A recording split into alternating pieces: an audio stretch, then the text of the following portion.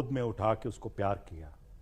इससे अच्छा वाकया, इससे अच्छा लम्हा कोई और नहीं आ सकता। माशाअल्लाह। और तकलीफ दे लम्हा आज मैं अपने देखने वालों को बताऊं। जब बेटी की शादी हुई, जब मैं रुखसत कर रहा था, वो मेरे कंधे से लग के जब रो रही थी, जब वो मेरे कंधे से हटी है तो उस वक्त लगा कि जमीन पैरों तले से सरकी।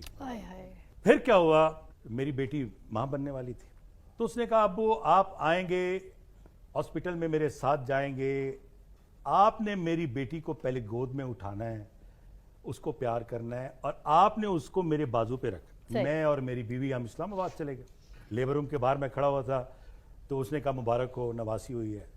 अब मुबारकबादी का सिलसिला शुरू हो गया। फिजा मेरी बेटी को लेके वो कमरे में आते हैं। उस कमरे में ना ब्लड प्रेशर चेक करने वाला कोई आला है, ना हार्ट बीट चेक करने वाला कोई आला है, कुछ भी नहीं था। मैंने उस डॉक्टर से कहा देखिए ये क्या हो, कहने लगे कि प्लीज आप बाहर जाएं, आपका काम नहीं है। बाहर चला गया। थोड़ी देर बाद मुझे बीवी ने कहा कि मेरी बेटी की हालत बिगड़ गई है, आप आओ। अब मैं गया हूं, वो अपनी मौत का वाकया बता रही है।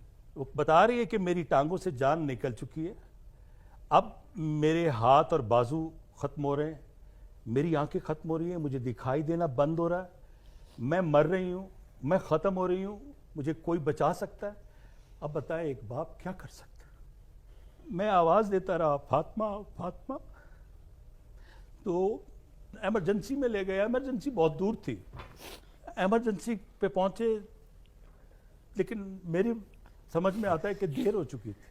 मैंने कहा मुझे देखने दो, बेटी को एक नज़र देखने दो। कहने लगे नहीं बस अभी सब ठीक हो जाए। मुझे एक अजीब सी फीलिंग हुई कि पूरे का पूरे वार्ड खाली करवा दिया गया, लवाहकीन को बाहर निकाल दिया गया, एमरजेंसी के सारे खाली कर दिए गए। शायद कहीं उनके जहन में यह था फिजा कि ये शोबिस का आदमी है, अगर इसने रिएक्ट किया तो बहुत खतरनाक करेगा। मैं बस इसी सोच में बैठा हुआ था। मेरा बड़ा भाई, क्योंकि मेरी बेटी मेरे बड़े भाई के यहाँ ब्याही हुई है, भतीजे के साथ शादी की, तो हम बड़ा भाई और मैं हम दोनों बैठे हुए हैं और वो कह रहे हैं कि जी आप अंदर आए, आपको बताते हैं। बैठे हैं 5-7 डॉक्टर बैठे, मैं बैठा हूँ। वो कह रहे हैं कि हमने बहुत कोशिश की है लेकिन आपकी बेटी को नहीं बचा सके, हार्ट फेल हो गया।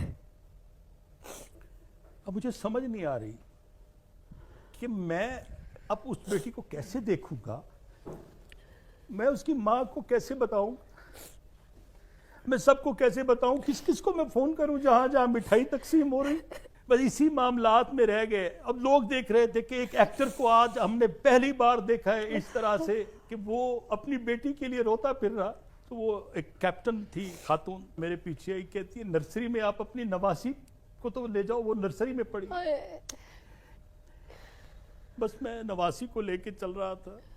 खबरें चल रही थी पूरे नेटवर्क पे, हर जगह मेरे नाम से खबर भी चली, तो यही कि मैं उनकी बेटी इंतकाल कर। रावलपिंडी से मुल्तान तक 13 घंटे का सफर हमने कैसे किया?